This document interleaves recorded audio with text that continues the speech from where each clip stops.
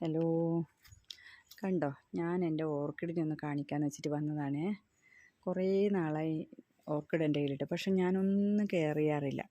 ഇപ്പം കുറേ എണ്ണം പൂത്ത് അങ്ങനെ പോയി, ചിലത് കോല് പോലെ നിന്ന് ഒന്നും ഒരു ഉഷാറില്ലാണ്ട് തിന്നതാണ്. അപ്പം ഞാൻ കുറച്ച് നാളായിട്ടൊന്ന് കെയർ ചെയ്യുന്നുണ്ട്. അപ്പം അതൊന്ന് നിങ്ങളെയും കാണിക്കാമെന്ന് വെച്ചാൽ കണ്ടത് ഇതൊക്കെ കണ്ടോ, ഒരു ഉഷാറില്ലാതെ നിന്നതാണ്. ഞാനിതിപ്പോൾ കൊടുക്കാൻ തുടങ്ങിയ പിന്നെ അതിൻ്റെ വളം കൊടുക്കാൻ തുടങ്ങിയ പിന്നെ അതിന് സ്പൈക്ക് വന്നു. ഇതൊക്കെ പുതിയതായിട്ട് വന്നതാണ്. ഒന്നും ഉണ്ടായിരുന്നില്ല, ഇതുപോലെ കോല് മാത്രമേ ഉണ്ടായിരുന്നുള്ളൂ.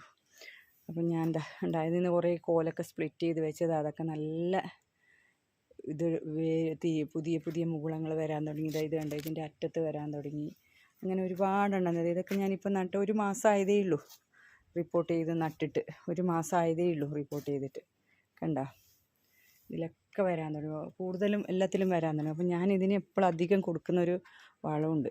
ഇത് കണ്ടോ, നമ്മുടെ തേങ്ങാ വെള്ളവും മുട്ട പുഴുങ്ങിയ വെള്ളവും കൂടിയിട്ട് മിക്സാക്കിയിട്ട് വെള്ളത്തിൽ ഡയല്യൂട്ട് ചെയ്ത് കുറച്ച് വെള്ളവും കൂടി ഒഴിച്ച് നേർപ്പിച്ചതാണിത്. ഞാൻ അധിക വർഷം ഇത് സ്പ്രേ ചെയ്ത് കൊടുക്കും. അപ്പം പുതിയ മുകുളങ്ങളും വരുന്നുണ്ട്, പിന്നെ